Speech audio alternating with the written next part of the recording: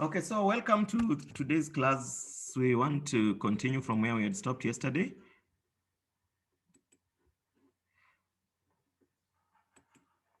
I recognize that I'm really teaching very many hours, but again, FR is very wide.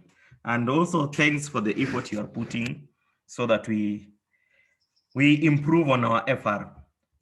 FR is quite wide and it is quite detailed. So that's why I really need a lot of hours to cover it into details. So let's look at where we had stopped yesterday. So note that yesterday we had looked at statement of profit and loss. The format I've just posted it in Excel because I'll share with you this. So instead of sharing with you a new document, you'll just go to this Excel. The first sheet I've posted on the format so that when you're revising the questions, you just go to the first sheet and see the format. I've just pasted them from somewhere. So there is if you've been asked for profit and loss statement, you start with revenue, cost of sales, gross profit, and expenses. We say distribution, administration, finance. Somebody asked me about tax. Tax is always obvious. You deduct it after profit before tax. You deduct it. And if there is any investment income, you have seen where we place it. Now, the examiner can also ask you, prepare statement of profit or loss and other comprehensive income. So if you have been asked and other comprehensive income, what you simply do, you prepare profit or loss up to profit for the year. And instead of stopping there, below this profit for the year, you bring this other comprehensive income. Below this profit of the year, I've brought it here. Profit for the year, below it, you bring other comprehensive income. So always read the exam's question carefully. If you have just been asked profit or loss, statement of profit or loss, you stop at profit for the year. If you've been asked statement of profit or loss and other comprehensive income, below the profit of the year, you come and include these other comprehensive incomes, gains on revaluations, etc. Now, the second statement that is also common is what we call statement of changes in equity. Now, income statement or profit or loss normally stops at the profit for the year. Any item that affects equity in the balance sheet is not adjusted in the balance sheet, is not adjusted in the income statement. I'm repeating. Everyone knows a balance sheet, the format of a balance sheet, that you start with non-current assets, you go to current assets, you go to equity, non-current liabilities, and then finally current liabilities. Now I'm talking of equity. What are the components of equity? There is the share capital, there is share premium, all forms of reserves, including retained earnings. Now, any adjustment that affects these components of equity, they are not adjusted in the income statement. No, you don't adjustment in the income statement. You don't adjust them in the balance sheet. You prepare a statement between the income statement after completing the income statement, and before you prepare the balance sheet, you prepare a statement that adjusts, that corrects the components of what? Equity. For example, if you issue new shares during the year, you don't make adjustments in the balance sheet. The issue of shares during the year, they are shares affects equity. So the adjustments are made in statement of changes. The key word is changes in equity. That is the format we looked at yesterday. So this statement of changes in equity, it looks at all components of equity, be it share capital, share premium, and any. I've just listed a few. Remember yesterday we saw that we have 5 reserves. Which ones have I left out? You can see there is share premium, there is revaluation reserve, there is retained earnings, there was general reserves, and there was capital redemption reserve. So those ones have not included. This is just a format. But if they're there, you include. So which means if we were to include all reserves, we could be having how many columns before the total? We could be having 6 columns, because there is a column for share capital, a column for share premium, a column for revaluation reserve, a column for capital redemption reserve, a column for retained earnings, a column for general reserve, or some books call it other reserves, and then a column for the total. The key point is any item that affects equity, you don't adjust it in the income statement. You don't adjust it in the balance sheet. Where do you adjust it? In the statement of changes. If there is any change in equity, you make the adjustment there. I hope we are together. I'll be coming back to this format with time. Myself, I know format, but I know there are those who are meeting it for the first time. That's why I'll be coming back to it. Balance sheet, I believe it's not a problem. So balance sheet will just tackle as we continue.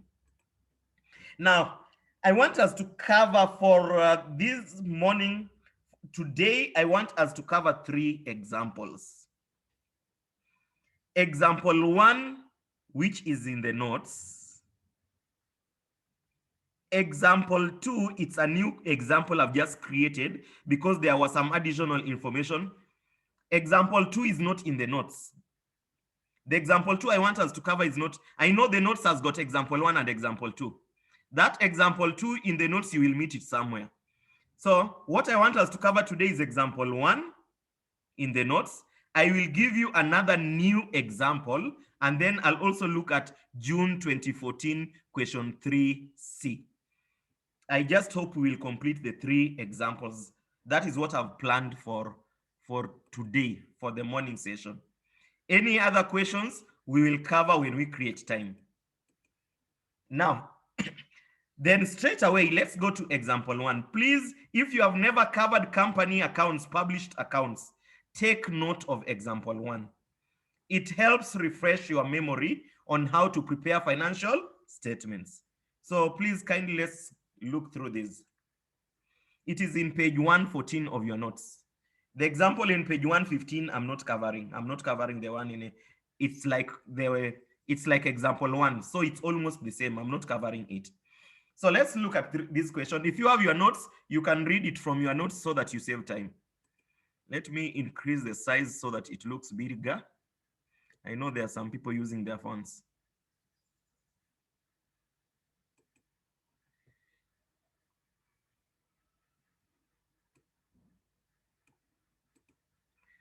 I've just taken a picture of the notes. That's why you see it's a picture, so that I post it in Excel instead of moving from one area to the other.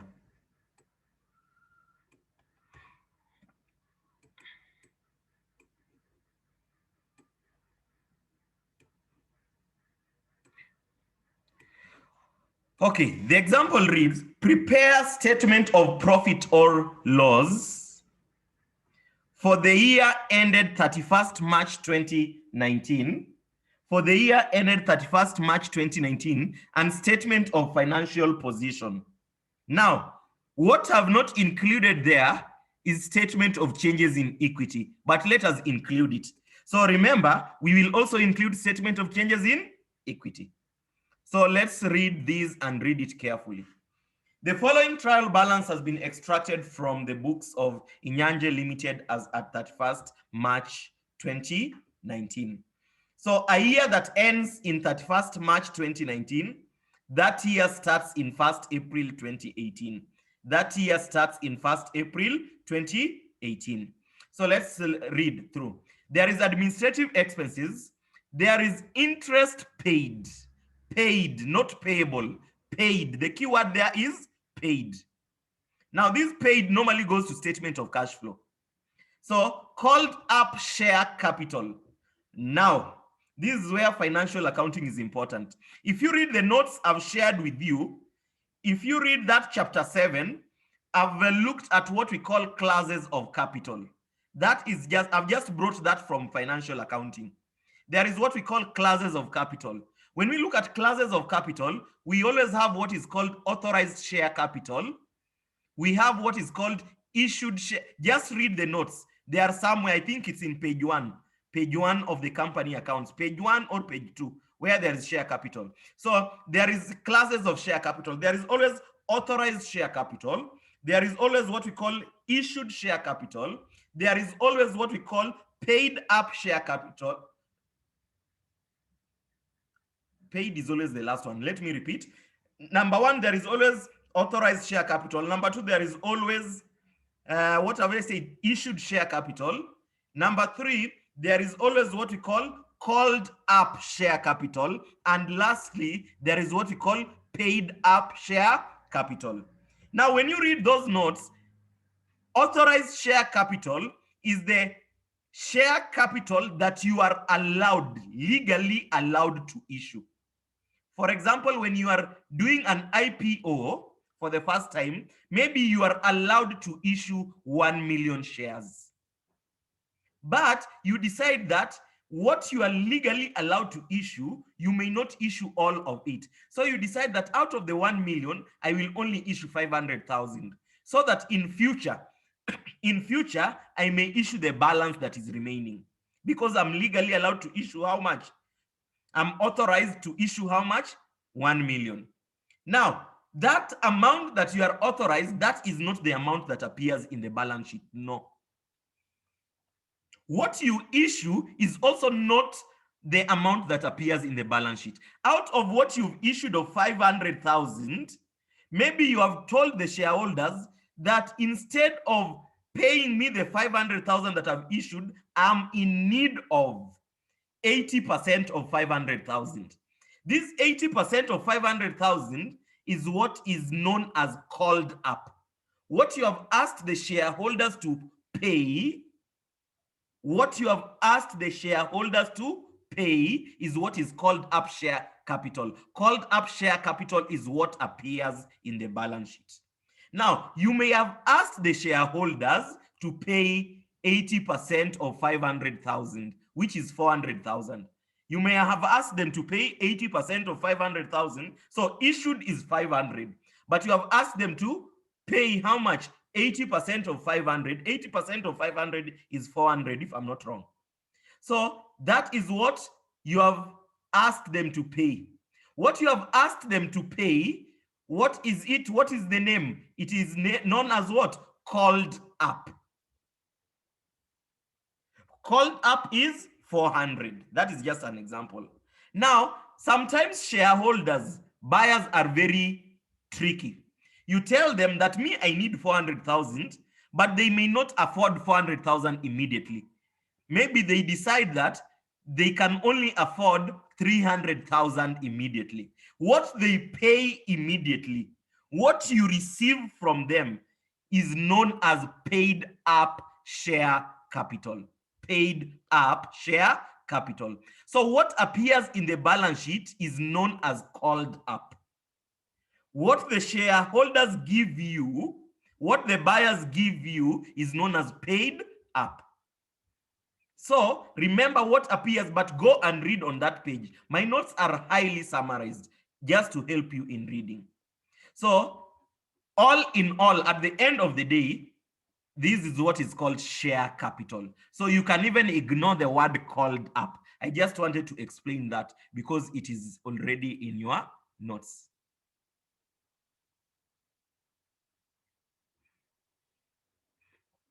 So Isaac, my voice is very clear. I think so.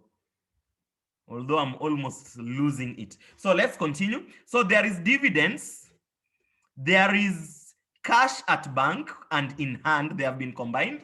Income tax. I remember Victoria. Is it Victoria? Victoria, you had asked something on this. This is a good example. Income tax, into bracket there, I said the examiner does not even need to, if it has been posted, what did I say? I think Victoria asked this question some time back when we were on IS 12. If it is posted on the debit side, that is under provision. If it is posted, please, this one, everyone to take note, because we are covering standards inside these questions. So if it is on the debit side, it is under provision. If it is on the credit side, it is over provision. I'm repeating that. That is very important. That is IAS 12. If the amount is on the debit side, please note that you can put it somewhere because we will not write it. We had already covered the standard. If it is on the debit side, it is under provision. If it is on the credit side, it is over provision. The amount on the debit side is added to the profit for the year, to the estimate of the year. If it was on the credit side, it is deducted. What is the reason? Now, these explanations are what make me to take a lot of time, but they are important.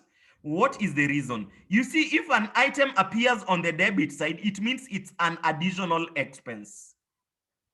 Expenses have increased.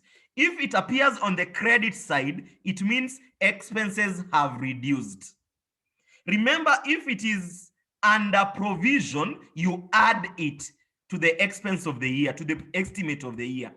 If it is under provision, so expenses will increase, in short. That is why it is on the debit side. I hope we are together. If Victoria, you are around, you can, if you've now understood it, I said I will cover it when covering company accounts. Okay, so when you call for 400 and they pay 300, which amount are you going to use? You are going to use 400. You are going to use 400. That is not the question I asked Victoria. Have you understood the tax? The question you had? Okay, thank you. Let's continue. So let's continue. When I'm so you can see income tax, remaining balance from previous year. So what have we said? You add it. If it was on the credit side, you less it. If it was on the credit side, okay. What we are saying is this. You can see income tax. Okay, I've forgotten the person who has asked the question.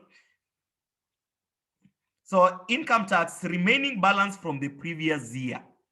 If the remaining balance from the previous year is on the debit side, that is under provision. If the remaining balance is on the credit side, it is over provision. Now, what did we say? Under provision increases the tax of the year. Over provision reduces the tax of the year. I hope that is clear. Let us move on. Warranty provisions. Now, warranty, it's like a guarantee. Now, when I sell to you an item, as an after-sale service, I normally promise you that you can return that product when there is a problem with it. When the product has a problem, you can return it and we may either repair it or replace it. That is called what? Warranty provision or guarantee, whatever the term is used. Now, warranty provision, for example, if you bought an uncurrent asset worth 5 million, and I've given you a provision of what? 90,000. You can see we are working in thousands. A provision of 90,000, which means at any given time, you can return the product and I'll repair it, or I'll replace it at a cost of how much? 90,000. Now, every year, we check if this amount has reduced or has increased. So maybe in this year, remember this is an amount that is over the life of the asset or over the warranty period. You all know what warranty period is. If it is 3 years, that 90 will be over 3 years. So note that this warranty provision is a non-current liability to the business. Why is it a non-current liability to the business? Because the business at any given time can be asked to pay back or to repair whatever was guaranteed. So that is why it is on the credit side, because it's a liability. And which liability? It is a non-current liability. There is a standard also we are covering next week called IAS 37. Most of you already know it. IAS 30, it is also covered in financial accounting, but I just need to revise it. It is also covered in financial accounting. It's called IAS 37, provisions, contingent assets, and contingent what? Liabilities. Now, I've said it is what? It is a liability. Now, every year you check whether the provisions has increased or has decreased. Maybe in the new year, you find that maybe it has increased from 90 to 100, which means it is an increment of 10 from 90 to 100. So in that case, you take this 10 and you call it increase in provisions. Now, this increase in provisions becomes an expense. I'm repeating. You compare every year in additional information. There is a statement you'll always be given. Either the amount has increased above what was guaranteed, maybe from 90 to 100, or the amount has reduced from 90 to maybe 70. So what I'm saying is this: if the amount of provisions has increased from 90 to 100, it is an increase of 10. That increase in provision becomes an expense. It reduces your profits. If the amount of provision has reduced from maybe 90 to 70, it becomes what? A decrease in provisions. It reduces your expenses. It reduces your expenses. And additional information will tell you where to charge it. You'll be told clearly where to charge it. Maybe in administration, maybe in distribution, maybe in cost of sales, and wherever you have been told to charge it to. So remember, we have said if it is a decrease, it reduces your expenses. Please put those notes somewhere. If it is an increase, it increases your expenses. Increase in provisions increases expenses. Let's continue. Distribution cost, that is not a problem. Land and building at cost, depreciation, that is not a problem. Let us continue. Retained earnings. Note that these retained earnings at the beginning of the year, because the year ended 31st March 2019. So beginning of the year, that is retained earnings at the beginning of the year. 10% loan notes. Okay, this, how can I bring out this? Now, this is very, very important. You can see here 10% loan notes, and this loan was issued in which period? Was issued 2 years ago. What do I mean by 2 years ago? The balance sheet date is 31st March, and the loan was issued in 2017. That is 2 years before the balance sheet date. Jado have said if provisions decrease, it reduces your expenses. If provisions decrease, it reduces your expenses. It reduces your expenses. Please come again on the treatment. Okay, I've already explained that. Okay, let's continue. So Jado, I hope we are together. If it decreases your expenses. Don't worry, I will do the example. So 10, okay, let's continue. So 10% loan notes. This loan was issued 2 years ago. So the loan is what? 80,000 or 80. Now let's look at what was the interest payable. Can we look at this, please? What is the interest rate? 10%. So 10% of 80 is 8. I hope we are together. 10% of 80 is 8. So the interest payable, so what I'm saying, let me just put it here so that people see. What I'm saying is 10% times what? 80. How much is it? 8. You can see this 8 here. I ought to have put it there. So interest payable every year is how much? 8. Now let's go back to the beginning. Let's go back to the beginning. What was the interest paid? 5. Can somebody explain for me how we treat that? Interest paid was 5. Yet the total interest payable is 8, which means these people did not pay the whole interest. The interest to appear in the income statement is 8, the interest payable. But how much did they pay? 5. They did not pay how much? They did not pay how much? The difference. They did not pay. That one is called accrued interest. The difference is called accrued interest. Interest in arrears. So somebody to type for me in chat, where do we take accrued interest? Somebody to help me, where do we take accrued interest? Where do we take it? Thank you. Sasha, we take it to current liabilities. Accrued interest is taken to current liabilities. So you see there are many adjustments in this question. Let's continue.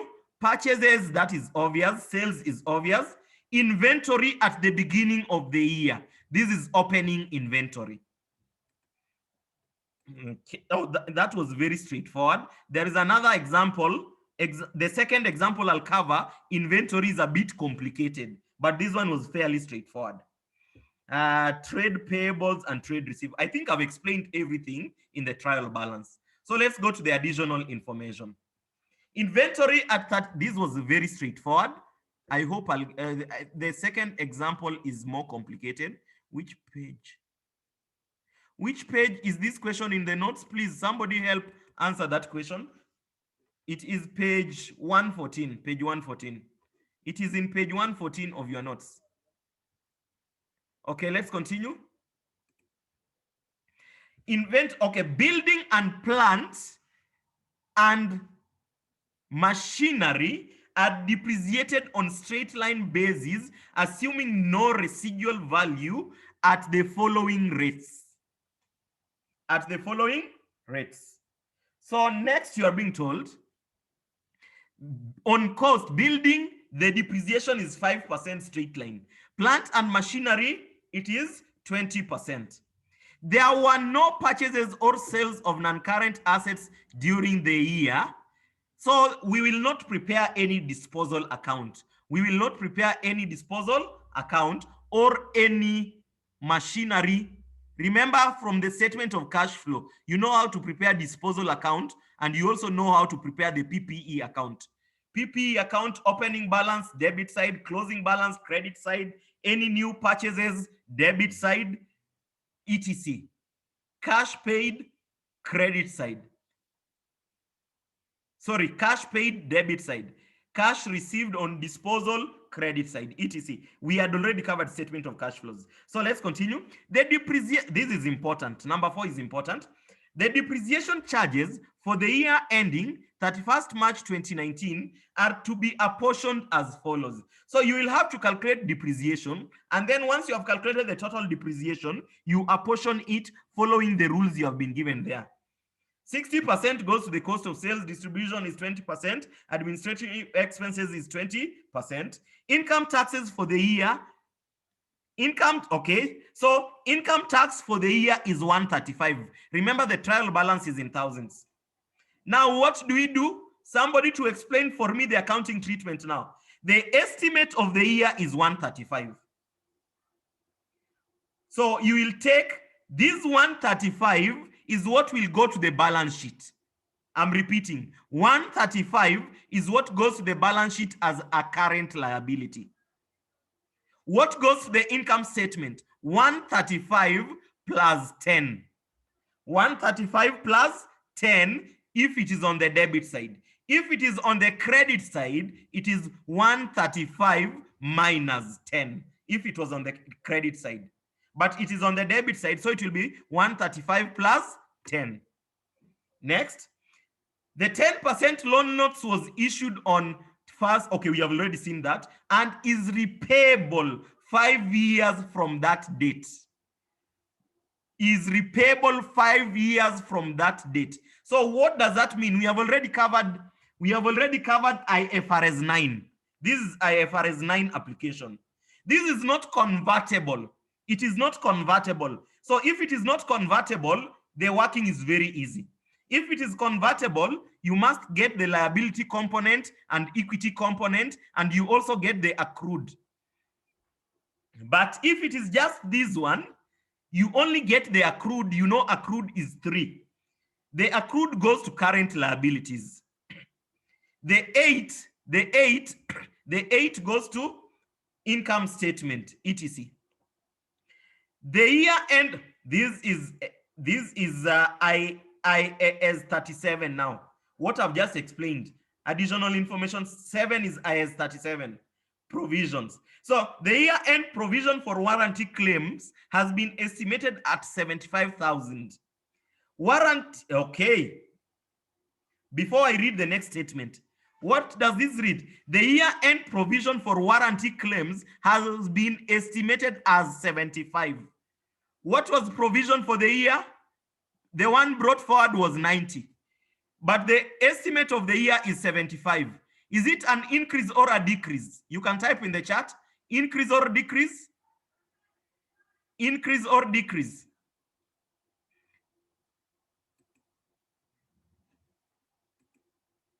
It is a decrease. It is a decrease. Why is it a decrease? It was 90 and now it is estimated at 75. So it is a decrease of how much? 15. What did we say a decrease? Decrease reduces what? Decrease reduces expenses. Decrease reduces expenses. So you are being told the next statement. That is how it is easy to account for that standard. Decrease reduces expenses. Increase increases expenses. So here, warranty costs are charged to what? This statement are charged to administrative expenses. So you will reduce administrative expenses by 15. You will reduce, because it was a decrease, you will reduce administrative expenses by 15. So I think I've taken a lot of time to explain, but I hope you've understood the explanation. So let's start the question. Now, when you get such a question in exams, the first page, you will of course start with, so it will be called Inyanje Limited Statement of Profit or Loss for the year ended. What is the year end? 31st May. No, is it March or May? 31st March 2019. 2019. For that year, the year ended 31st March 2019. 19.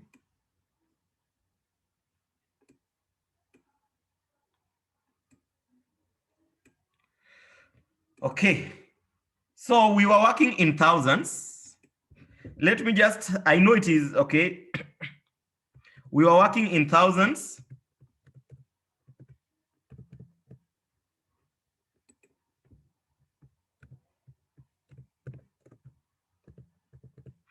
Make sure you understand. So we will start with revenue.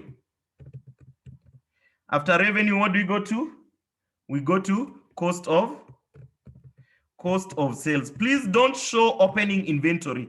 In published accounts, that is not what we do. You don't show, you just show opening cost of sales, but you show your workings, of course. Your workings, you will show it as an additional information. After cost of sales, what you get is gross profit. Gross profit. Remember, I'm still not even looking at the question. Next, the first expense is normally distribution. Distribution expenses. Next, administration expenses. Anything adjustments is done as a working. Administration expenses,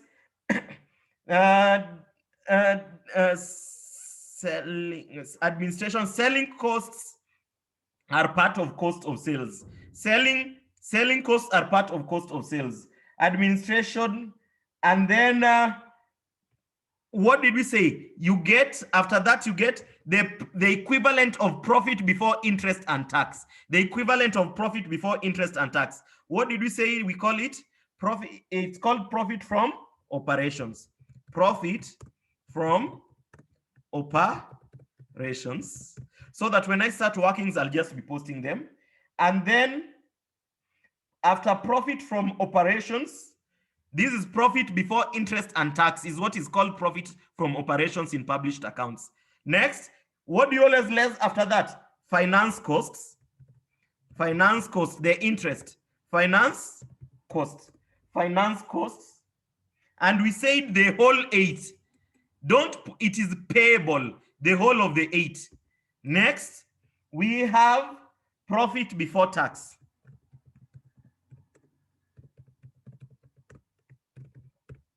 Next, we have income tax. What amount goes to the income statement? We have already explained that. And then profit for the year. What I advise you, please ensure you master this format. You master the format, whether you understand the additional informations or you don't understand. Now we can start with the ones that we have already agreed on. There was no investment income in this question. There was no investment income in this question. But if there was investment income, you have seen where you place it. Before profit, before investment income, before profit, before tax. However, because we are learning, I can just include it.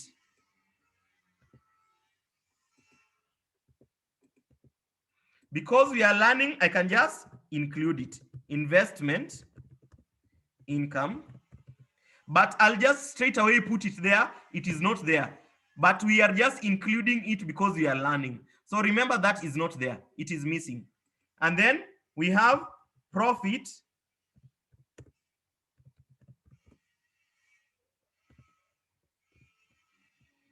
what? Before tax. I hope we are together.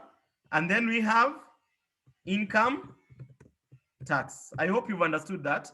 And then we have profit for the year. I hope it is clear now. Now what I'm saying, anything that does not have additional information, post it so that we forget about it. Anything without additional information, that is always the rule. Decrease in provision, you are told where to increase it, to include it. You are told where to include it. Anything without additional information, start by posting it. For example, sales is 1,300. Sales is 1,300. So our revenue is 1,300. There was no additional information. We can post it and forget about it. There is additional information in cost of sales, we leave it. There is additional information on that. Distribution, there is additional information. There is additional information in that. Profit from operations, finance cost is fairly straightforward, so we can just finish with this. What have we said finance cost is? Finance cost is 10% times 80. 10% times 80. So times 80 is the loan notes. So what is our finance cost? Finance cost is equals to 10% times 80. The ones that we can do in the body, we just do it. So remember, you less finance costs. So can I just put this to avoid confusion? You less what? Distribution costs. You less, so that we don't get confused, we less administration costs. We less finance costs. Investment income, what do? You add investment income. Income tax, we less income tax. And cost of sales we also less. So I think that is now fairly straightforward, so that you know what you do in each case. Now, income tax is also straightforward. We can post it. Income tax, what have we said? Anybody who remembers? What did we say? Income tax, estimate of the year is 135. Estimate of the year is 135. 135, what do? You add under provision of 10. So 135 plus 10. So that is income tax is 135 plus under provision of 10. Of 10. Provision, let me write of previous year. Of previous year is how much? 10. So what does it give you? It gives you 135 plus 10. So that gives you 145. So we are done with the most easy marks to get. So we can go to workings.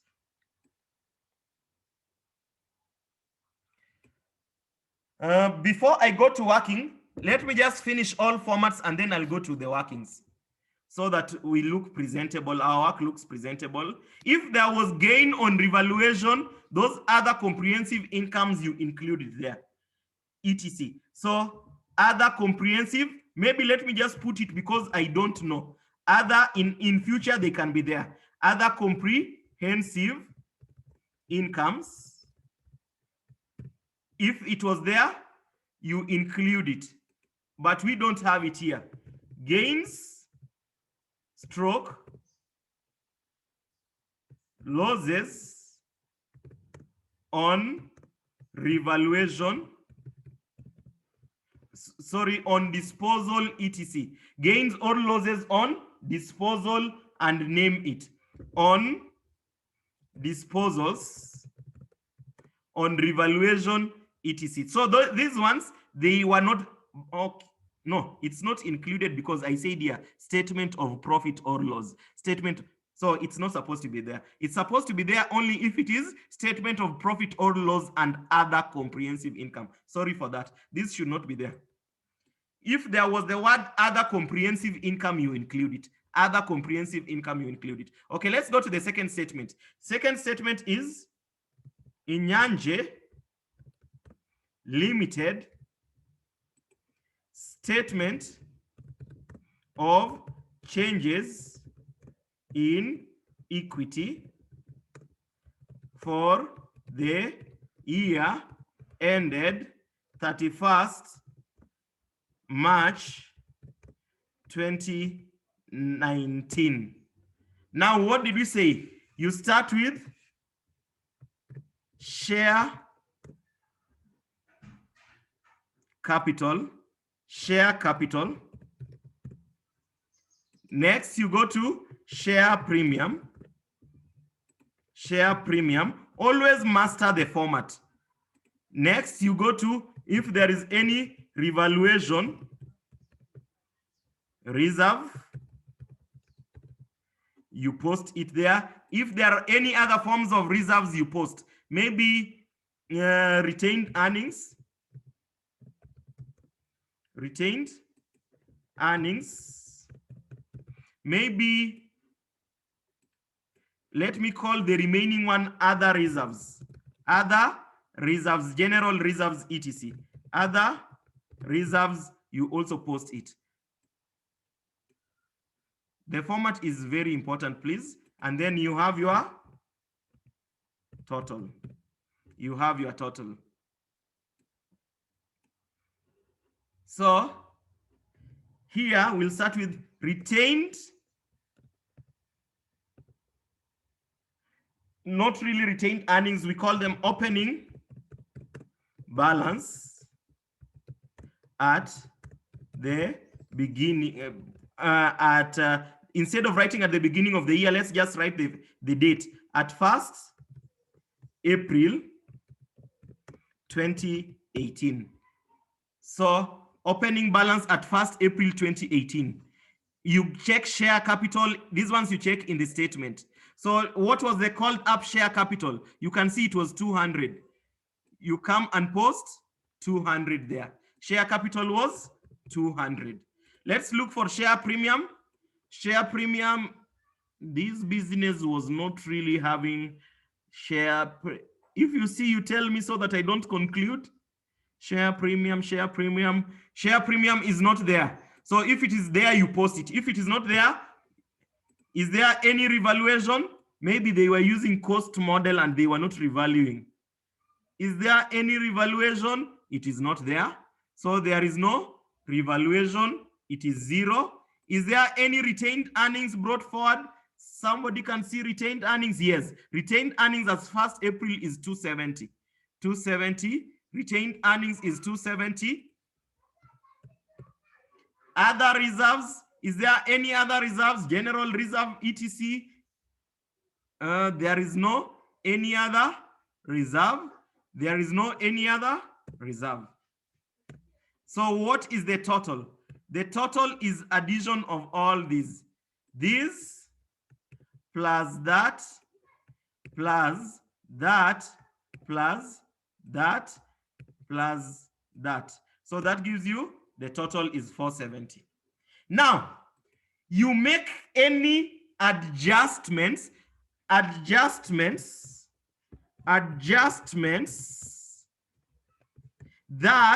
affect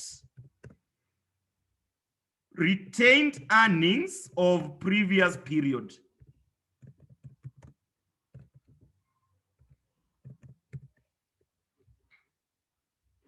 Adjustments that affect retained earnings of the previous period. Now, this one applies two standards. It applies two standards. There is a standard called IAS 8, accounting policies, changes in accounting estimates and errors. Maybe there is a mistake that was made in 2018. Let me give you an example, but example 2 has something on that. Example 2 has something on that. Don't worry about that. I will explain it when I reach example 2. You can see this is example 2.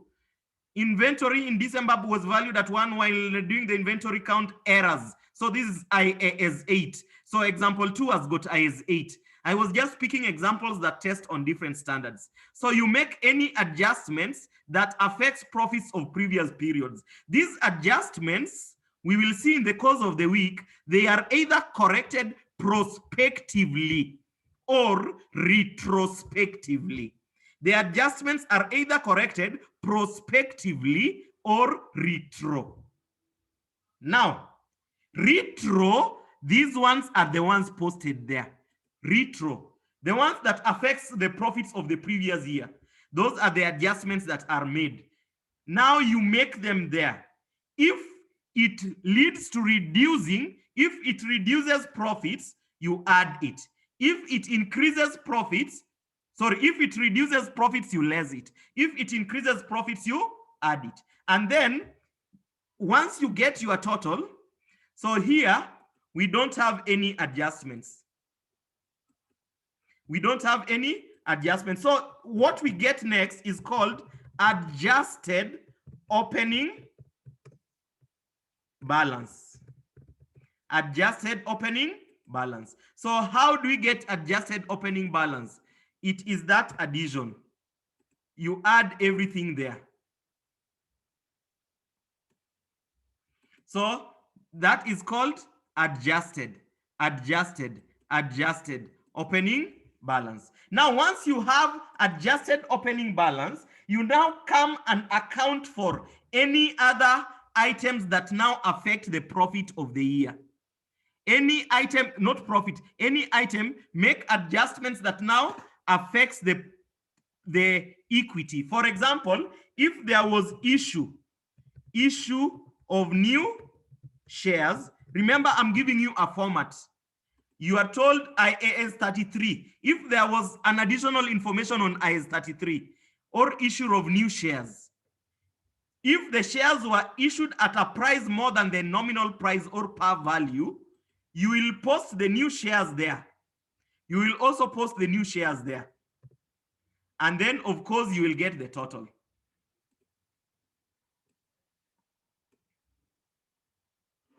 What have I done? You will get the total. So you know how to get the total. So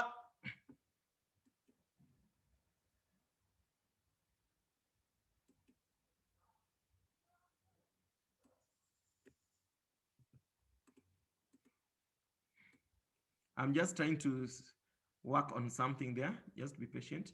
Okay. I scrolled wrongly. So if there is any new shares, you post share capital, share premium. If there was any revaluation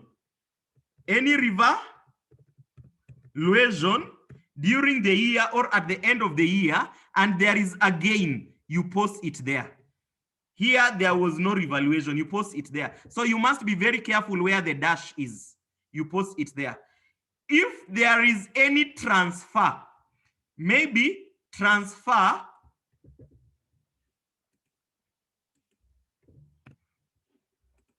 if there is any transfer from revaluation reserve to retained earnings, maybe transfer from revaluation reserve to what? Retained earnings during the year. Look at the treatment. I'm saying less revaluation reserve and add retained earnings. I hope we are together. If there is any transfer from revaluation reserve account as an additional information to retained earnings, so what you will do in revaluation reserve here, you will less there. Here, you will add. You will remove it from there and take it there. So you will less there, and here you will add. So the net effect here in total will be 0. Okay. Next, if there is any profit for the year, So this is from, where do we get it from? Statement of profit or what? Loss. From statement of profit or loss. You come and post it there. It is there. We have just not calculated it. Maybe any other, if there is any dividends that was paid, dividends paid. Maybe there was some interim dividends that was paid. Dividends paid. So dividends paid, you less it. So here I'm showing the treatment. You less retained earnings. You less from retained earnings. You less from retained earnings. If there is any dividends paid, less retained earnings. Now the answer you get will be the closing balance. Closing balance at what? 31st March 2019. And please note that this closing balance is very important, because once you have done this, don't do any calculation in equity in the balance sheet. Now, these totals are what you will take to the equity of the balance sheet. So don't do any workings in the balance sheet equity. You just transfer these totals. I hope we are together. So that is what we want to do. Now, after doing that, after getting the closing balance, now you go to the last statement. The last statement is called Inyanje Limited Statement of Financial Position as at 31st March 2019. As at 31st March 2019. Jado, is less retained earnings or less to retained earnings? Jado, I'm not understanding you. Maybe here is less. You deduct retained earnings. I hope that is what you mean. You deduct retained earnings here. You go to this column of retained earnings, and that is what you deduct. That is what you deduct. Okay, let's continue, please. So in this statement of financial position, of course, we will have our usual items. I'll just copy this.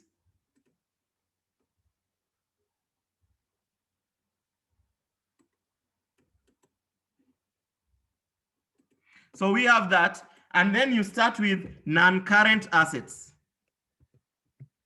Non-current assets. Please follow this format strictly. Strictly follow this. Now, the first non-current asset is always what we call property, plant, and equipment. Don't write, I don't know, land, building, what? Land, buildings, plant, they are combined in a working. And the answer is called what? Property, plant, and equipment. Which standard? IAS? IAS what? 16. IAS 16. Now, if there is investments, you also include it. If there are other investments, IAS 40, you also include it. If there is any non-current asset to be disposed within the next 1 year, you remove it from non-current assets and take it to current assets. I will come back to that. Now, you will have here, you will have your total. Of course, if there is any intangible assets, if there is any intangible assets, this is IAS 38, I hope, IAS 38. If there is any intangible asset, you also include it there. And then you will get your total non-current assets. Non-current assets. Total non-current assets. You will get your total and post it there. Okay, so total, okay, so after that you go to current assets. Current assets.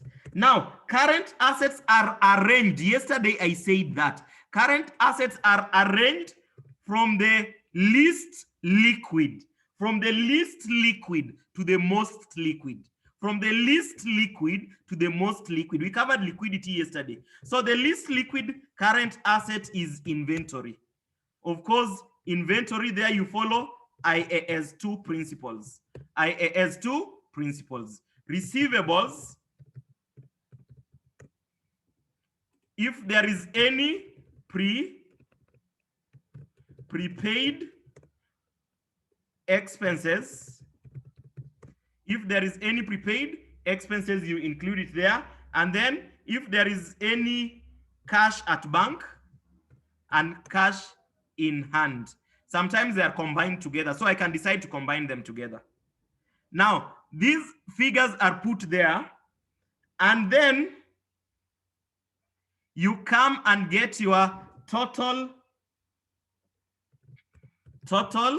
current assets. Total current assets, you post it there. And then now you add total current assets, so you'll get total assets.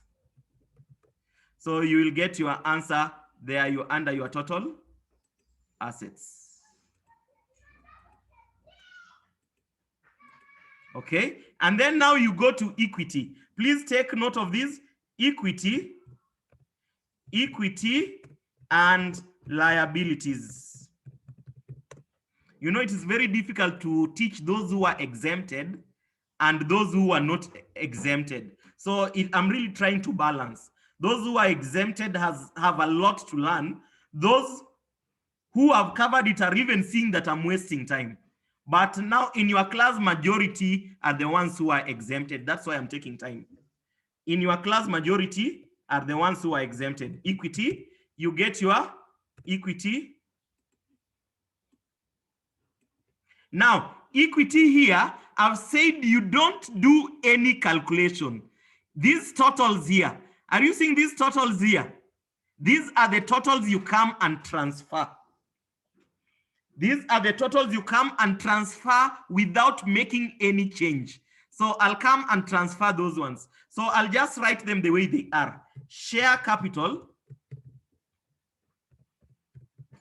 The next one was share premium. Next one is, what was the next one? Is revaluation reserve, retained earnings, and others. Revaluation reserve.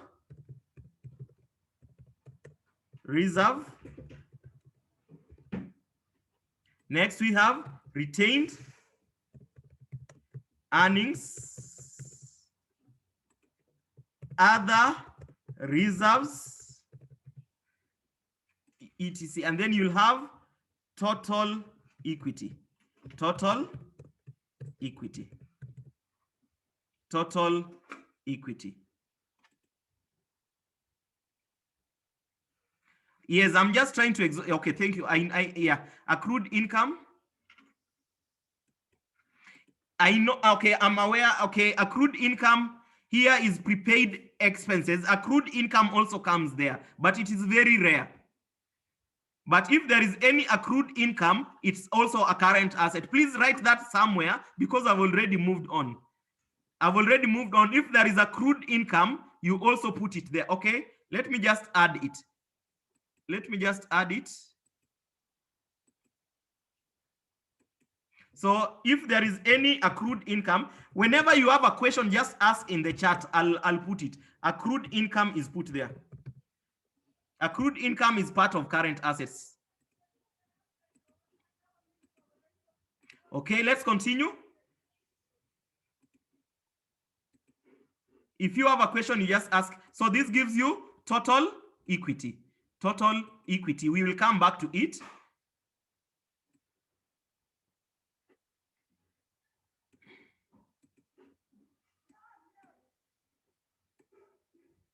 Now, after equity, you go to non-current liabilities. Non-current liabilities. Oh, there is even one I left here. You know, standards are very many. There is one I left here. There is one that I left here. Let me add it. You know, standards are very many. It is difficult to exhaust standards. So here there is PP, there is non-current asset held for sale. Held for sale. That is, what do you mean by that? This is a non-current asset to be disposed within the next 12 months. Non-current assets to be disposed within the next 12. Take note of that. Many people forget that. IFRS, I also forget it. I forgot it. IFRS 5. Non-current assets held for sale. So what is a non-current asset held for sale? Non-current asset to be disposed within the next 12 months. If it is there, you put it and you treat it in the same way as inventory. Non-current assets held for sale. So remember that, don't forget about that. I forgot about it. So let's continue. So non-current liabilities.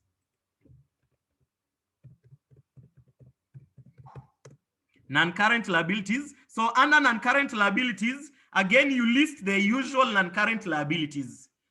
Maybe there is a loan. I remember here there was a 10% loan notes.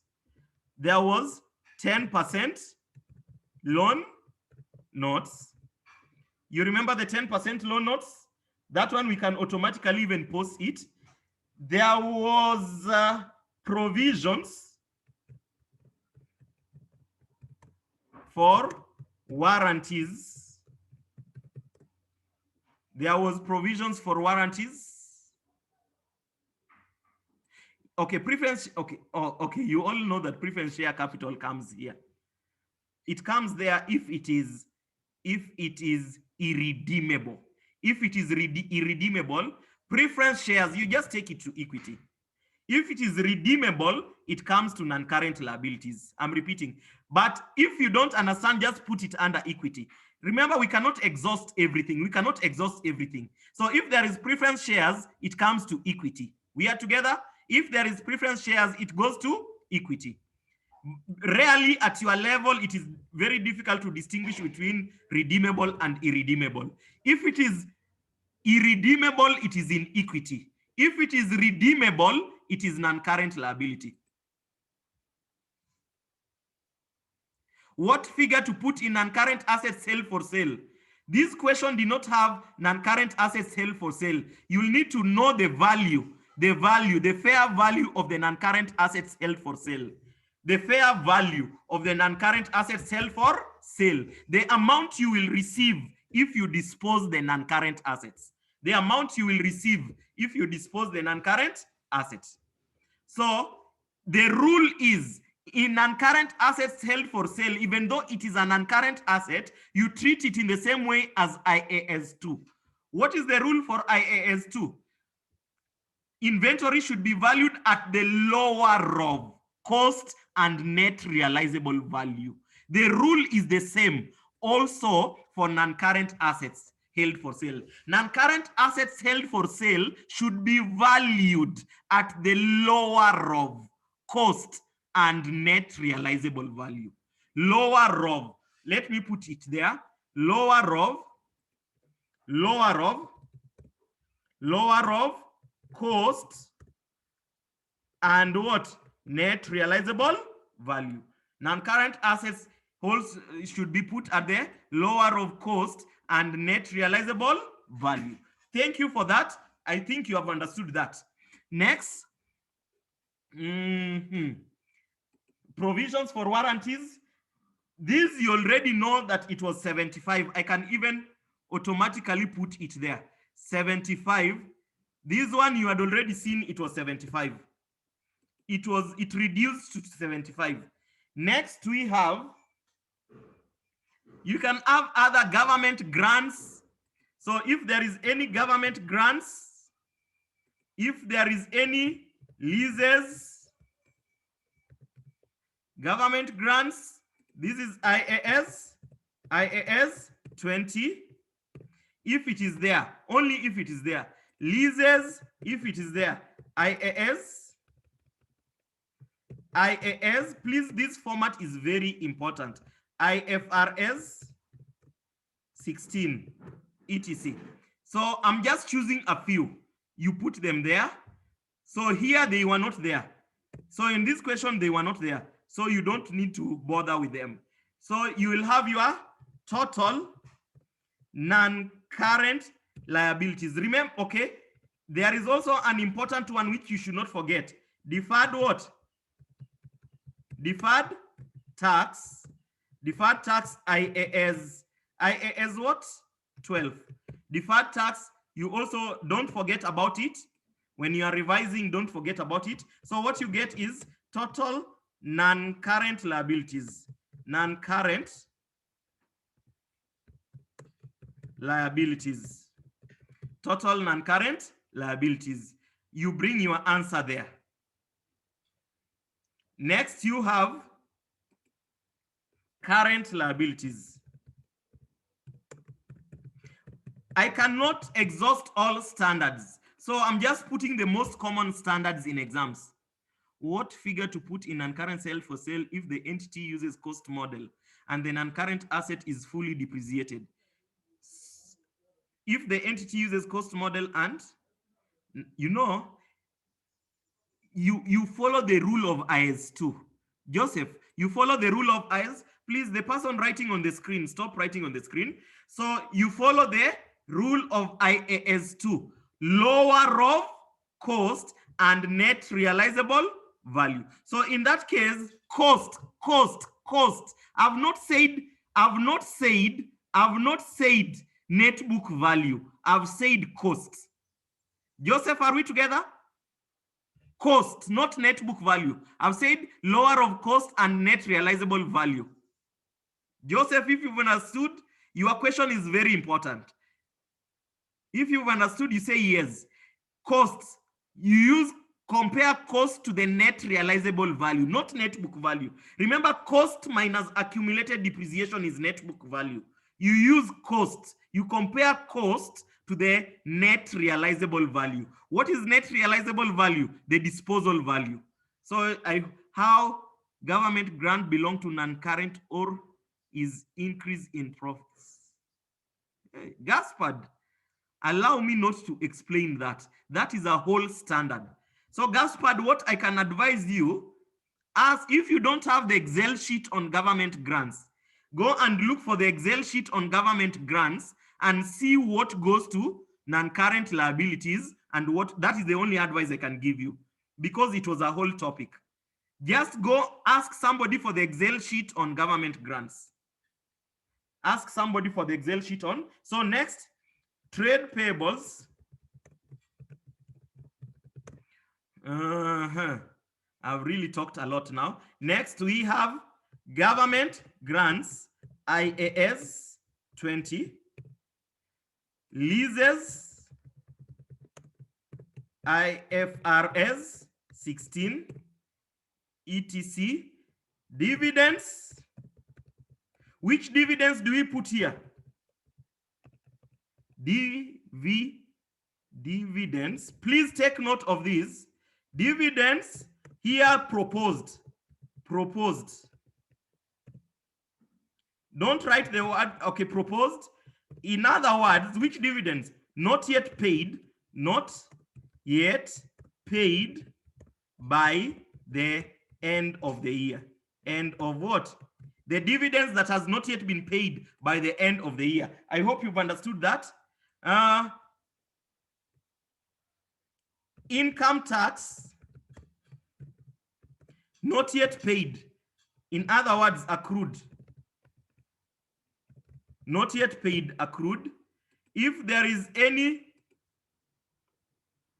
here, look at this. Here we had current assets. We had prepaid expenses, accrued incomes. So prepaid is accrued expenses, any accrued expenses, and let me not call, there was accrued interest. So let me just call it accrued interest. Do you remember the 3? How did we get the 3? 8 minus 5. How we got the 3? So is equals to 8 minus 5.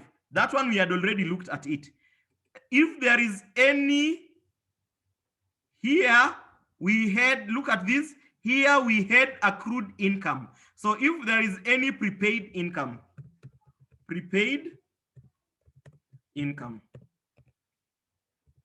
I've really taken a lot of time. Now just allow me to move on to get total current liabilities. Total current liabilities, and then you will get total equity and liabilities. Total equity and liabilities.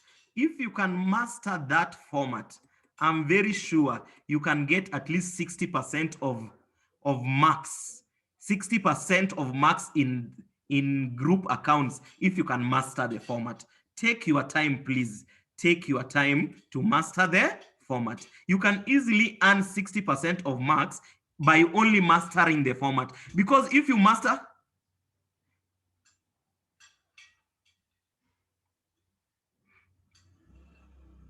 what about dividends payable?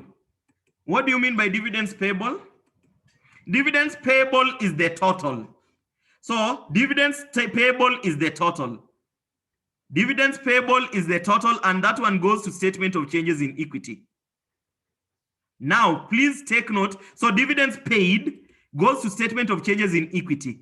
Here, in current liabilities, in the current liabilities here, the amount I mean is the amount that has not yet been paid by the time you are preparing the balance sheet. What we call proposed dividends, what has not yet been paid. Kindly go and look at consolidation. There are examples on dividends in consolidation. Dividends in consolidation. So can we please now go to our workings? We have taken a lot of time. So that is what, these people writing on the screen, you are messing me up.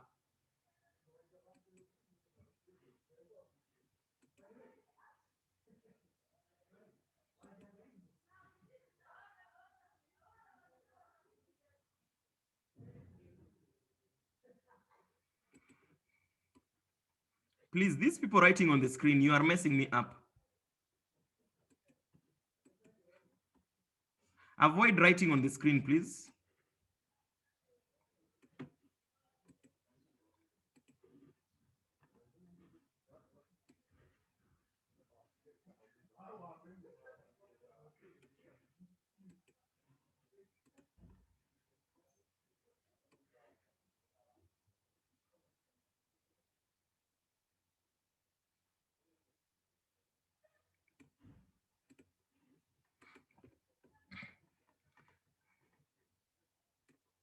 Can we now look at workings one by one? So let's look at our workings. Workings quickly. I'm seeing we are remaining with 30 minutes. Let me hope I'll finish it in 30 minutes.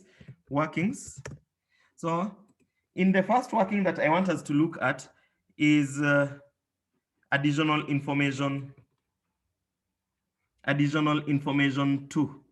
Additional information 2, building and plant and machinery are to be depreciated, and machinery are depreciated on a straight line basis, assuming no residual value as the following rates. Assuming no residual value at the following rates.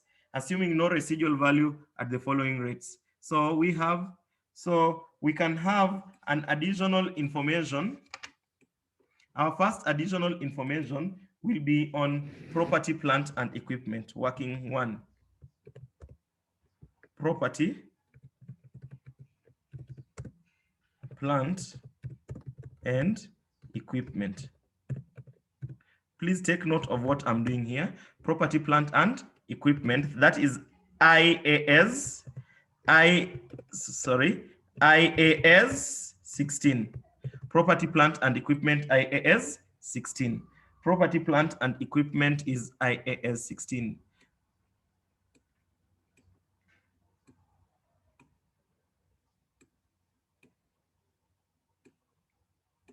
So, of course, you know we are working in thousands. So there was land. There was building. All these are property. There was plant and machinery.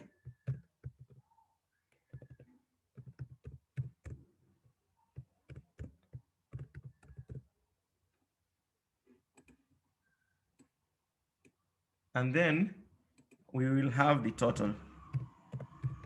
We will have the total. So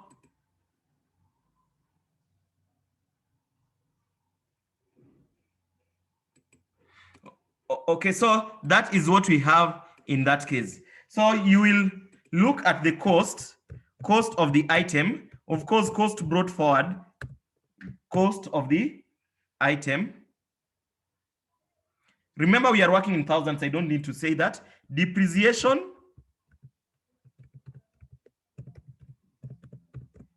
of course brought forward from the previous years. And then here is where the adjustments will be. Depreciation for the year. Depreciation for the year. The year. 5% and was it 20%? And 20%. 5% and 20%. So 5% and 20%. 5% and 20%. So depreciation for the year, 5% and 20%. So, and then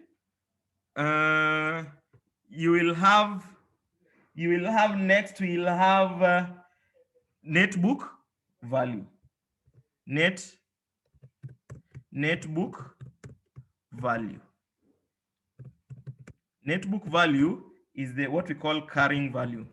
Carrying value. If we follow exactly, so that is what we have. So we go to the question and pick the answers. So with that format, it is now easy to pick the items. So you are being told land and building at cost. Land was 110, building was 100. You can see land was 110, building was 100. Land was 110, building 110, building was 100.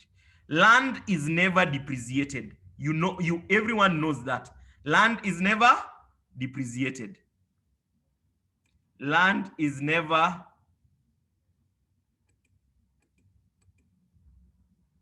depreciated.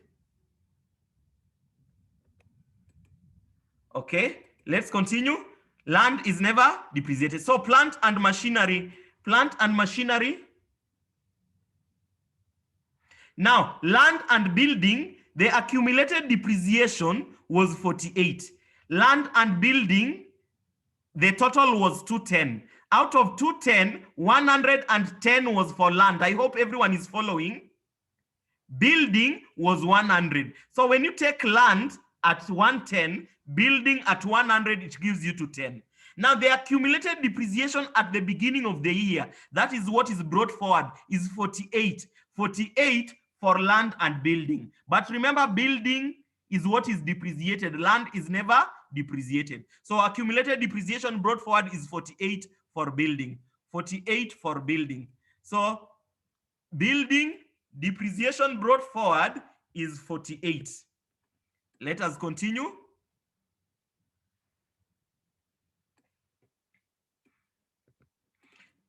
Next, let us continue with the plant and machinery. Cost 125.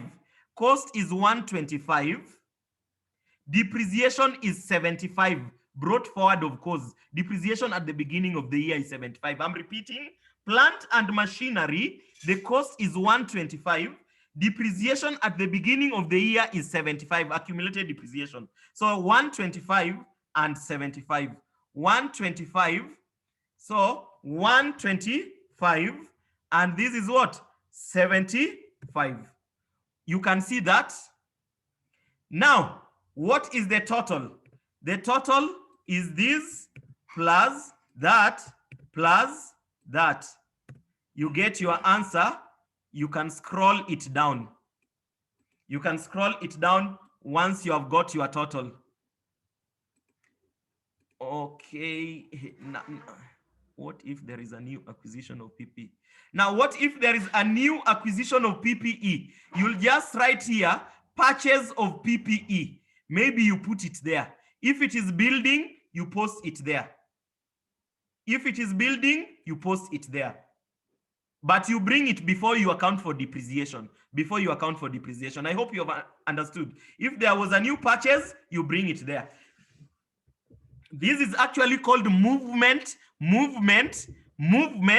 in PPE. This is called movement in PPE. So we have that. Now let's go to depreciation.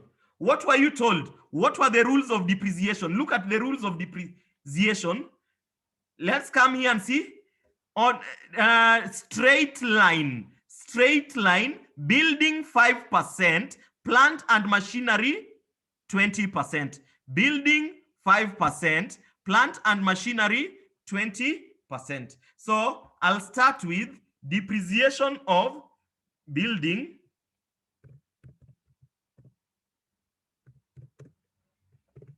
is 5%. Sorry, 5% times cost. What is the cost of the building? 100. And depreciation of plant and machinery. Plant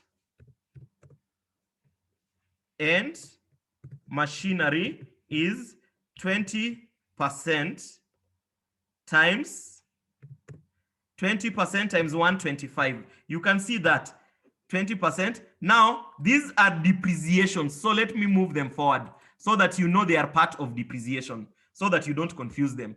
So here you'll post the one of building. Building, we are saying it is 5% times 100. You see where I've posted it there. Plant and machinery, you can also see where I've posted it. 20% times 125. You can see where it has been posted. So what is our net book value? You all know net book value to be the cost of the asset minus depreciation brought forward minus depreciation for the year. So what does it give you? 110. So if I scroll that, what I'll get is that. So those will be the net book values.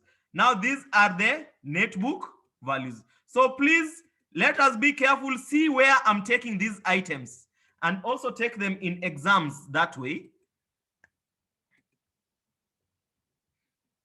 In exams, take them that way. Now in the plant and equipment, this 182, that 182 is what you transfer. The 182 is what you transfer. So working one. So look at this, plant and equipment. So I'm just doing everything together. This is working one. So what is working one? Working one is equals to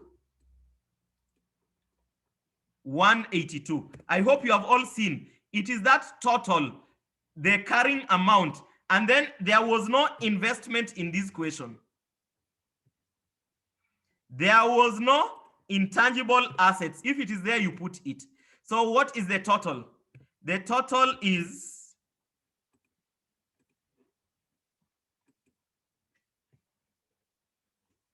that 182 because it was only one figure. Please be patient with me because this is a compulsory, it's always there in exams and it is a compulsory question. It is in section A. So just bear with me. The speed is okay. Now let's continue. Current assets. Now current assets, what was our inventory? Inventory in the question, inventory, the inventory that you post is closing inventory.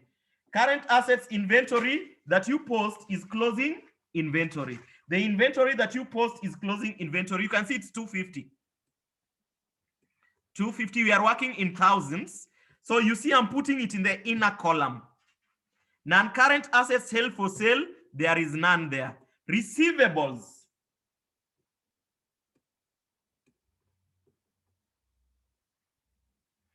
Receivables.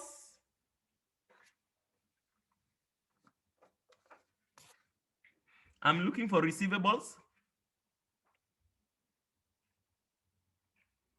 Anybody who receives this? 728. Receivables is 728. Receivables is 728. So let me post it. 728. There was no prepaid expenses. There was no accrued income. Bank, is there some cash at bank? Those with the question. Is there some cash at bank? Cash at bank, yes. In hand 9. Cash at bank, you can see there is 9. Cash at bank, there is 9. Now, please note, always start with the format. When you start with the format, whatever you calculate, you just post. So this is 9. So we already have the total current asset. We already have the total current assets. So what is our total current assets? You'll take that plus that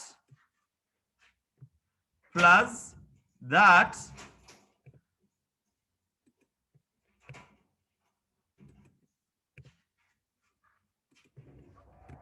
so the total current assets is that. So what is our total assets? Our total assets is 182 plus 987. What does it give you? 11.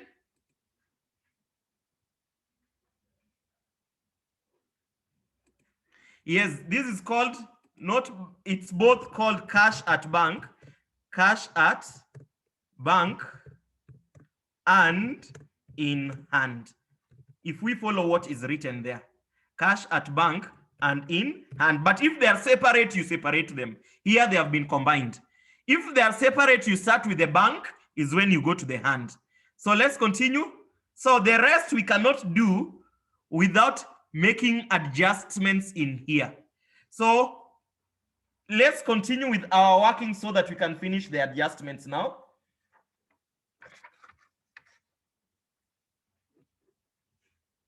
Working 2. Let us go to working 2. Working 2 is on cost of sales. Cost of sales. Working 2 will be on my cost of sales. So in cost of sales, you all know that you need opening stock. Opening stock.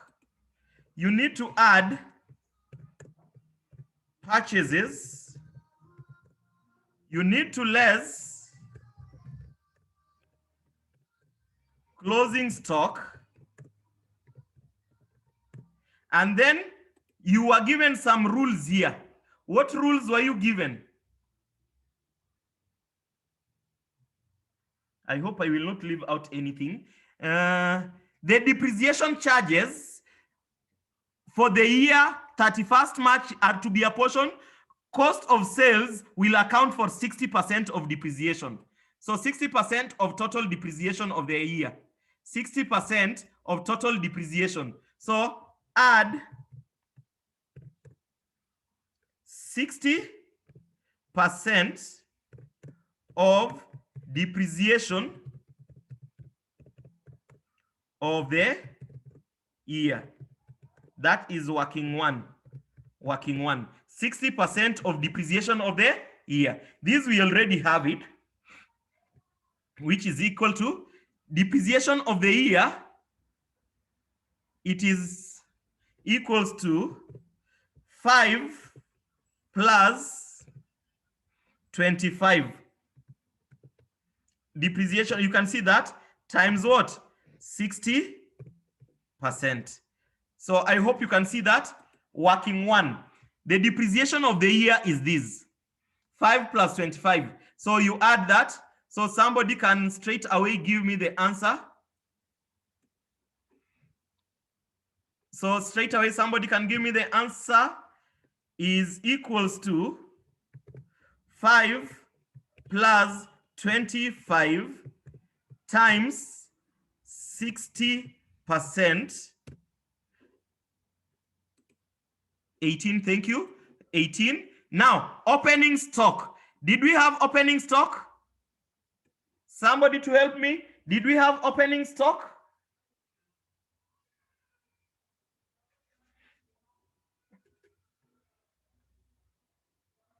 Yes. Opening inventory at the beginning of the year, you can see this 150. Closing is 250. So 150, 250 is closing. Purchases is 470.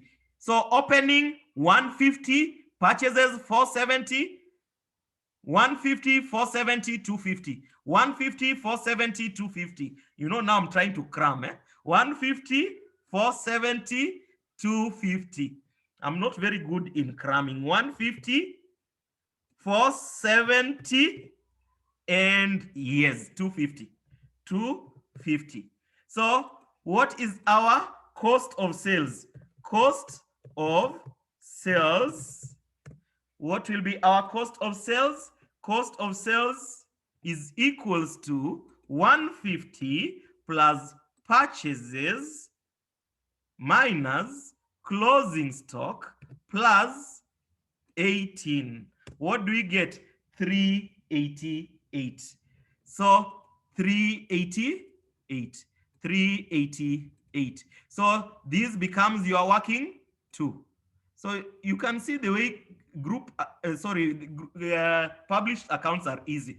Working two, 388. So your cost of sales there, what you less there is working two, 388. This one, 388. So we are slowly moving, but we'll be there.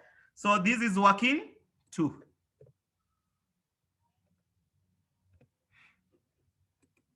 It is working two. Next, gross profit. What is your gross profit? Sales minus 388. You know the advantage of balance sheet. If I'm wrong, you will know. If it does not balance, you will just know this lecturer was giving us his own figures.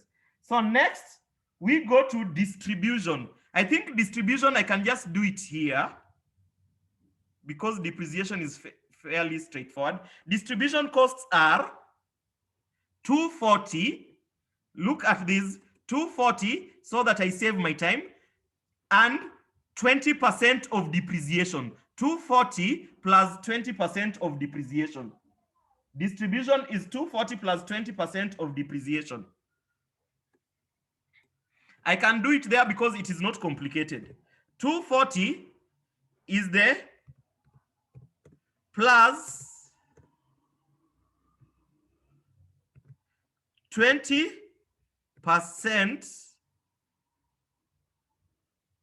times what? Times what? 20% times 5 plus 25. You remember 5 plus 25? I hope you remember.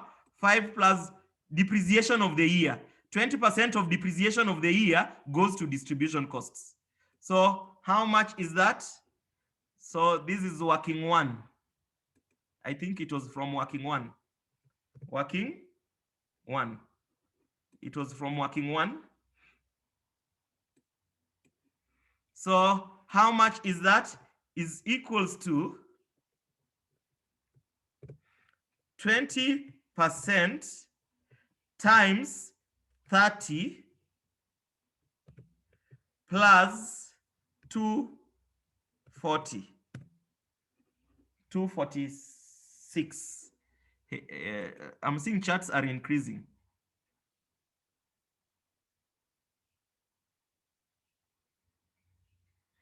Sir, I don't understand how depreciation is part of. Now that is now welcome to financial reporting. You don't understand how depreciation is part of cost of sales. You know, from financial accounting, you are always told depreciation is an expense. But when we come to IAS 16, when accounting for depreciation, you need to ask yourself, it is depreciation of what? If it is depreciation of a machine used in the factory, that is part of cost of sales. Are we together? If it is depreciation of machine used in the factory, it is part of cost of sales. If it is depreciation of motor vehicle used by the CEO, that is administration costs. If it is depreciation of motor vehicle used to transport materials to the market, that is part of distribution. The person who asked that, are we together? I hope we are together. Isaac, if it is depreciation of a machine in the factory, it's part of cost of sales. You need to ask yourself, what are you depreciating? If you have not been told what you are depreciating, the examiner will tell you the rule to use. The examiner will tell you the rule to use. For example, here you are not told, but you are told the rule. You are told additional information 4. The depreciation charges for the year to 31st are to be apportioned as follows. Cost of sales accounts for 60%. Distribution, 20%. Administration, 20%. I hope we are together. Let's move on. Next is administration costs. Administration costs. So let's look for administration costs. What is administration cost? Were we given first of all? Administration, I'm looking for it. Where is it? Yeah, the first one. Administration cost is 170. Now, you are told in administration, 20% of depreciation. And then you are told additional information 7. I'm repeating. Let me go slowly. Trial balance. Administration is 170. Let us continue. You are being told here, administration accounts for 20% of distribution. Sorry, 20% of depreciation. And then the last additional information, the year-end provisions. Remember, it was a decrease. So you less this decrease. Decrease was from 75 to. So I think it is safe to have a working for that so that we don't confuse a lot. So we can have working 3 because that is more complicated. Working 3. So administration expenses. If the working is complicated,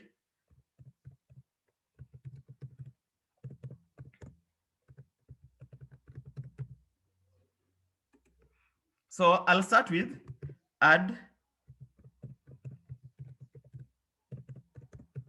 costs in what? Trial balance. What is the administration cost in trial balance? Administration cost in trial balance is 170. So administration cost in trial balance is 170. I hope you've all seen that. And then you are told 20% of depreciation. Depreciation, 20% times 5 plus what? 25. So that is additional information. Additional information. Additional information 4. If you read additional information 4, it will give you that rule. So that is 20% times 5 plus 25. So it gives you 6. Next, you less decrease in provision. Less decrease in provision for warranty, which is 90 minus 75. 90 minus 75 in the trial balance in TB and also additional information 7. So you can get it in TB and also additional information 7. I hope you understand what I mean by that so that you don't. So is equals to 90 minus 15. So let me add there. If it was an increase, you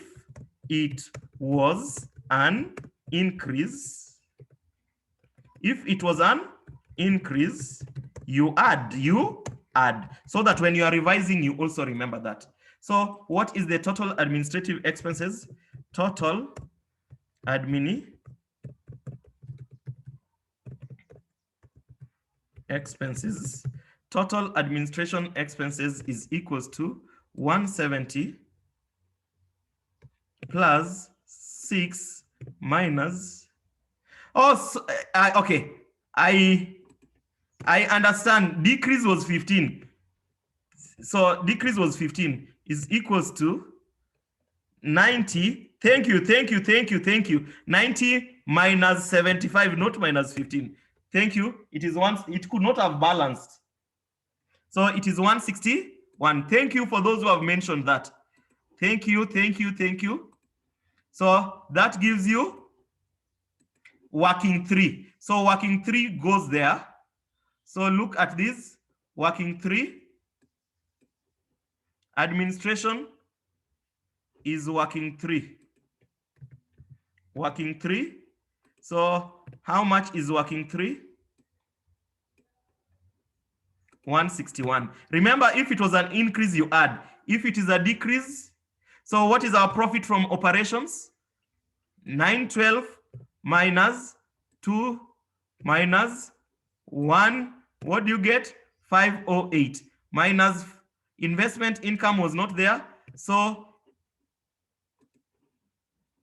sorry.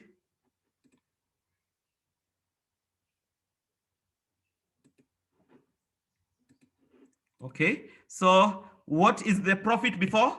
So this is, we are almost done. Don't worry. Less finance costs, add investment income if it is there. What do we get is 497. 497 minus 145. What does that give you? 497 minus 145. So profit for the year is that.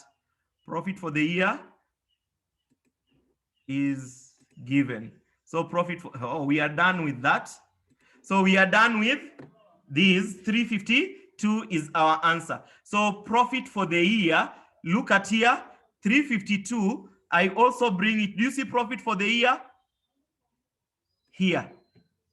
Profit for the year is 352. 352. I also bring it there. 352. Now, we are done with the income statement. Let us also try to be done with were there any dividends? I'm seeing there are very many charts.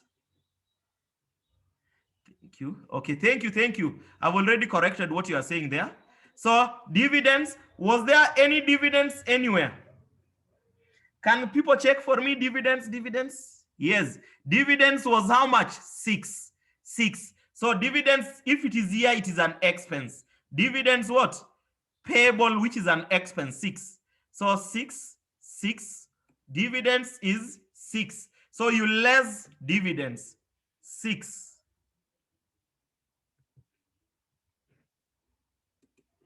You less 6. So what do you get? Somebody to help me? What do you get here?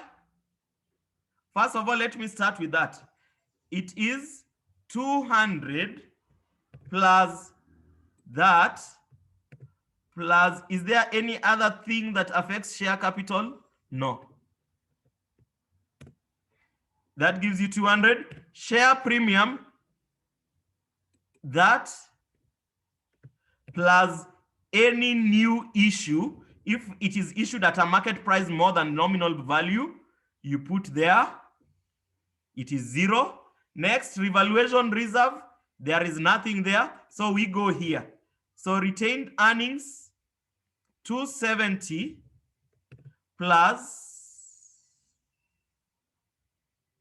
that plus 352 minus dividends, reduce the profits, minus that. Dividends is 616. So what is the total? 8. Now I said these are the figures you transfer. So of course reserves is not it is not there. Reserves is not there. But if it was there, you transfer it. So these are the figures you transfer in the balance sheet. This is the balance sheet. So I just come in the equity. Look at what I'm doing in the equity. Share capital, I just transfer from equity directly. That one. Share premium, I just transfer. It is 0. Next, revaluation reserve, I just transfer this. Next, retained earnings, I just transfer what I get there. from the equity. Next, other reserves, I just transfer what is there. And also the total, I just transfer what is there. So it gives you 816. 816 is your total of that, total equity. Now, I think we are done. Is there anything remaining? This is, oh yeah, there is something remaining here. 10% loan notes. 10% loan notes. Loan notes was 80. Was it 80? 10% loan was 80. So the loan was 80. So the 10% loan notes is 80. We could have struggled to look for that. 10% is 80. I think we are done. So this gives you 80 plus 75 plus these plus that plus that. What do you get? 155. 155. Now let's go to finally current liabilities. Did we have trade payables? Trade payables, somebody to help me. Trade payables 60. You can see 60. Trade payables is 60. Trade payables is, let's hope it will balance so that we have a break. 60. There was no government grants. There was no leases. There was no dividends not yet paid. Tax. What did we say? You take tax. This is now not accrued. Which tax do you take there? Which tax? Somebody to help me. Which tax? Estimate of the year. So the tax you take there is estimate. Estimate IAS 12. Estimate of the year. Remember, it was IAS 12. So it was 135. Estimate of the year was 135. Estimate of the year was, let's just reconfirm. Additional information 5, yes, it was 135. Additional information 5. Additional information 5. Additional information 5. Estimate of the year is 135. Prepaid was not there. So what is the total current liabilities? That plus that plus that plus that plus 135 plus 3 plus that. So what we get is 198. Now let's see if we are right. Total equity and liabilities 816 plus 155 plus 198. It gives us 1169. 11. Yeah, it has balanced. It has balanced. It has balanced. Can we? It has balanced. You know, when you are confident, it balances. But in exams, if it does not balance, don't worry. You must not get 30 marks. Even 28 marks is still okay. So don't struggle to ensure it balances. Don't struggle to ensure it balances. Don't waste time. If it fails to balance, don't panic. So long as you are sure you did everything, you may get maybe 80% of the question. So don't always. So can we agree? Today I will take a bit longer because I must attempt another question and finish so that we remain at least with June 2014. We may not finish June 2014, but there is another question that touches on some standards we have not covered. So there is a new question that I want us to cover after break. So let's have a 20 minutes break. 20 minutes break and then we come back. I hope 20. You can just log out, come back at 10:20 so that we do another example. Come back at 10:20, we do another example. I'll try to be fast in the next example. Come back at 20. At break time, I'll try to lay the structure so that I save time. I'll try to do the format and everything so that we save time when we come to that question. So let's have a break of 20 minutes at exactly 10:20. Let us all be online.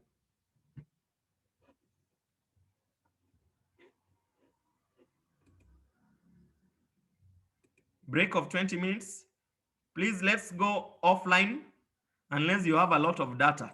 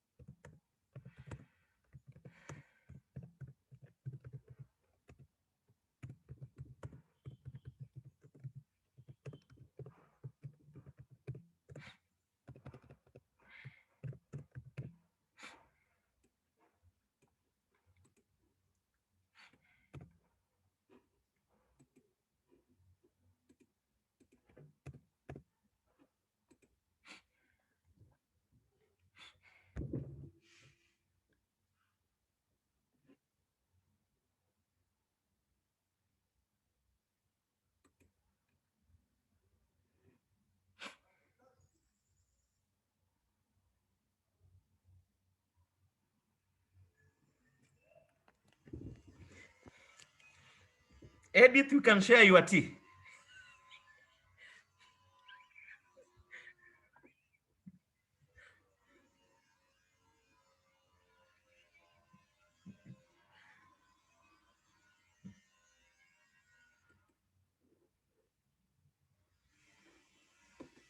You know, it's not good to eat alone. Don't be, we can share, yeah?